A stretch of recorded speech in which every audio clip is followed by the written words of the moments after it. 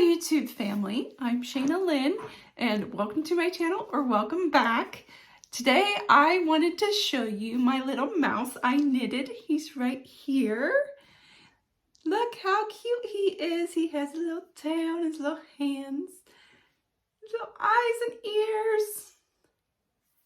He's not perfect, but he's my first little knitted stuffed animal. And he's so cute. So when I went into this project, all I had in my knowledge was the pattern that I had in my book.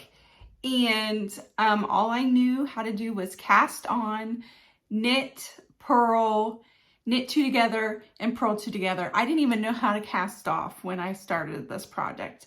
So this was a great learning experience for me to learn new stitches and different techniques in knitting. That being said, it took me quite a while to finish this, especially because I started it in the summer and we have had a lot to do this summer. So I hadn't had a lot of time to stop and work on it. And then going into it with very little knowledge on the stitches, I had to look up a lot of stitches and learn them as I went, and time just didn't allow for that. So it took me quite a while. But I just wanted to go through the stitches for you guys so you can write them down if you wanted to do this pattern, and you can already have them learned and don't have to go in trying to learn as you go. So what I used, I don't think it's the same.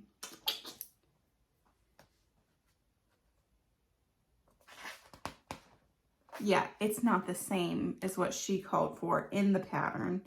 I used US size 6 needles that are 4 millimeters.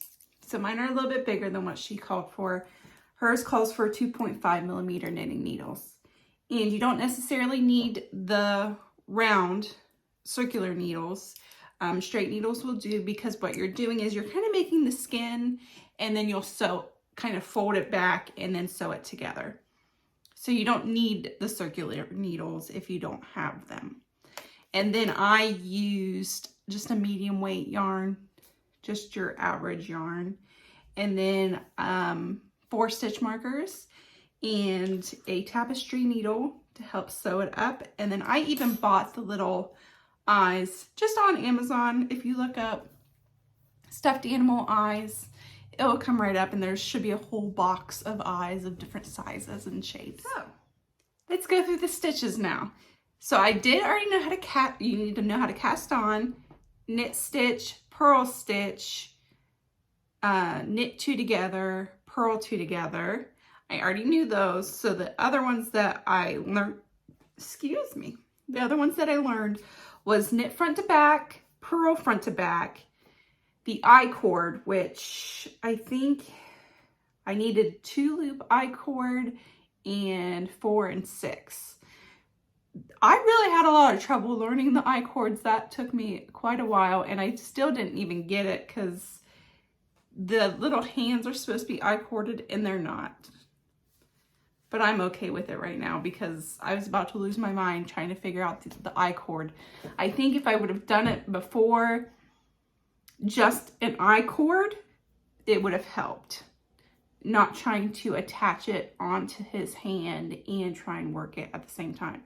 The tail worked out really well, but his hands not so much. And she did, in this book, if you want it, here's the book. She has a few things in the back.